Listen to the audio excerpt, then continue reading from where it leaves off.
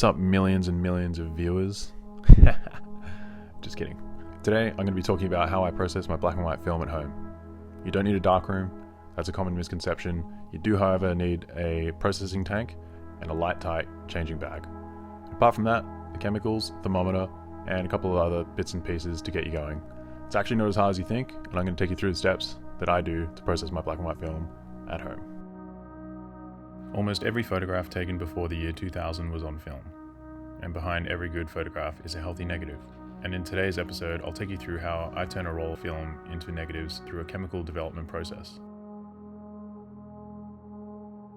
I use a Patterson processing tank, some working or mixed developer, a stop bath, a fixer or fixing agent, and some running water for rinsing off the chemistry. I also use a thermometer to check the developer is at the right temperature, and a light tight changing bag to get the film into the tank in the first place. But before we get into all this, we need a nice day to go out and shoot a roll of film. Today I'll be walking around Wānaka, where I currently live, and just to address the elephant in the room, I won't be shooting the Wānaka tree. So here's a photo I shot of it on my XT5 a few weeks ago, and here's a photograph I took of it on my Rolleiflex. Now with that out of the way, let's get shooting. Well, I was hoping to shoot some people, but today is really quiet in this town. So I feel like I might just have to find some compositions in another way. Today, paired beautifully with an overcast sky, I'm shooting a roll of Fomapan Action 400 at box speed in the trusty Canon A1.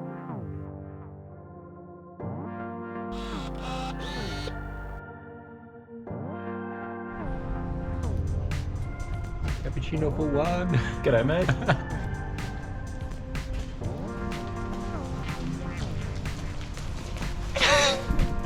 Oh man. I can hardly suggest that I was hoping people would be skating today because it's pretty wet, but still looks pretty cool.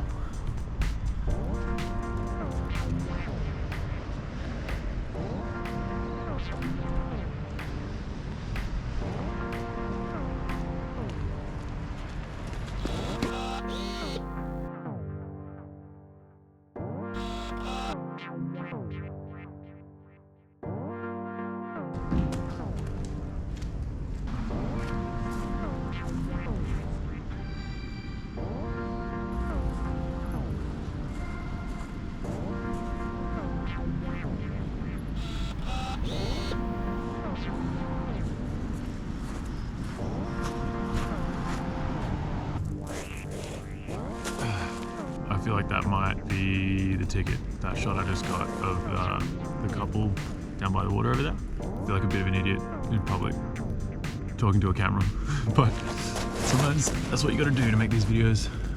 It's worth it for the shot. Let's keep going. So drop it in the water, Lucas, it's waterproof. Nah, just kidding.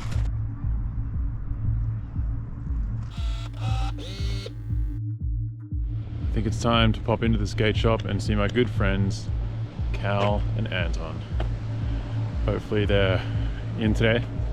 It's always important to support your local skate shop. Even though I'm not going to spend a dime there today, it's good to let them know you're around.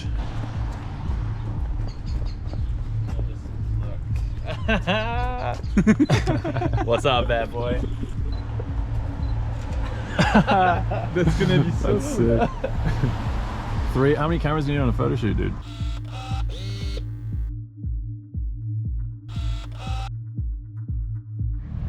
Yeah, it's kind of hard to tell, but that's the main street. Right up there.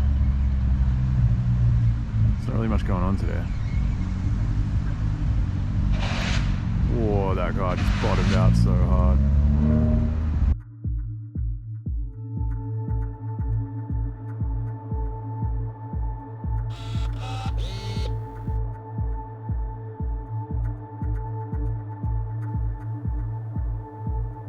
Neither of these shots are particularly good, but I'm beginning to really fall in love with the grain structure of Fomapan 400.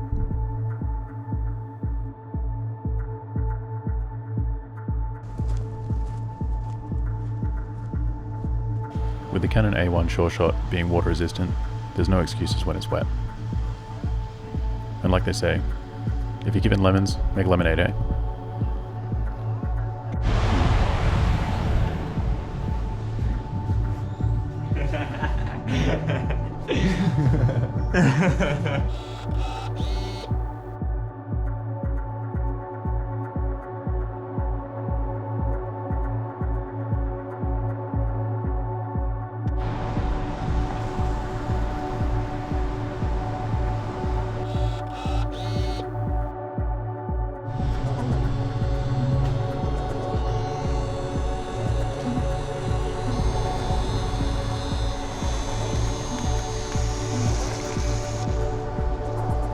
Roll down.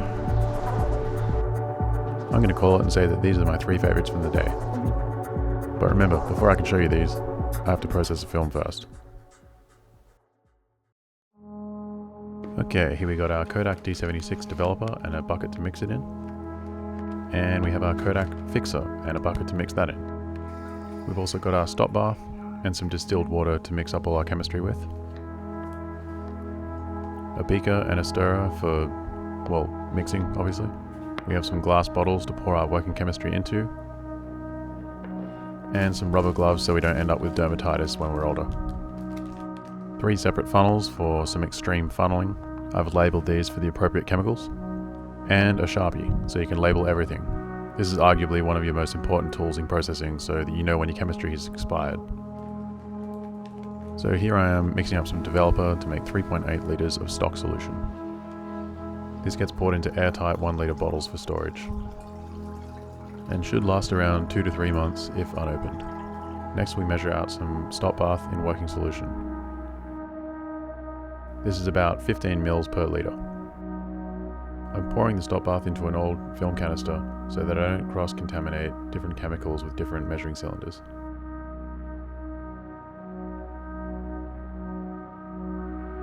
The powdered fixer gets poured into the bucket and mixed with water to make 3.8 litres of working fixer.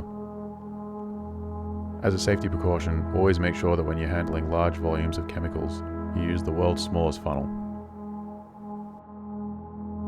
Now, I've poured the developer, the stop bath and fixer into their own glass bottles and labelled them correctly. We're ready to process. Now, for this next part, you need complete darkness, so I'm just going to explain it rather than show it. The shot film needs to be wound onto these spindles and loaded into the developing tank. To come up with a time for development, we need to work backwards. We've shot our roll of Fomapan 400 at 400 ISO, so we'll be developing in D76 at a 1:1 ratio of developer to water at 20 degrees Celsius. And because it's incredibly hard to process and shoot at the same time, I'll explain the motions without actually doing it. Firstly, pour in the developer. Pop the lid on the processing tank and agitate for the first minute. And for every minute afterwards, agitate for the first 10 seconds of that minute, until you reach 12 minutes. Give it a love tap to release any air bubbles so they don't turn up in the negatives. Dump your developer and then quickly add your stop bath. Agitate for 30 seconds, then pour it back into the bottle. Pour in your fixer, pop the lid on and agitate for the first minute. I usually fix for 6. Repeat the agitation process as you would with the developer. We've now developed the negatives, stopped the development and fixed it. All we need to do now is wash it and hang it to dry. You can wash your film by leaving it under running water for 5 minutes, but personally I try and conserve water, so I fill the tank with water, pop the cap on it, agitate for 30 seconds and dump it, and I repeat this process 3 or 4 times until the negatives are clean. And if by this stage we've done everything right, we should have some healthy black and white negatives ready for printing. For the purpose of this video, I did use some old negatives that came out fairly thin, so it's not the greatest representation of what it should look like, but you get the idea. And that's it. That's how I process my black and white film at home. If you'd like to see more on this, storing, filing, and organizing my negatives, please let me know in the comments below. So thanks for watching, stay safe, tell your friends you love them, and keep shooting film.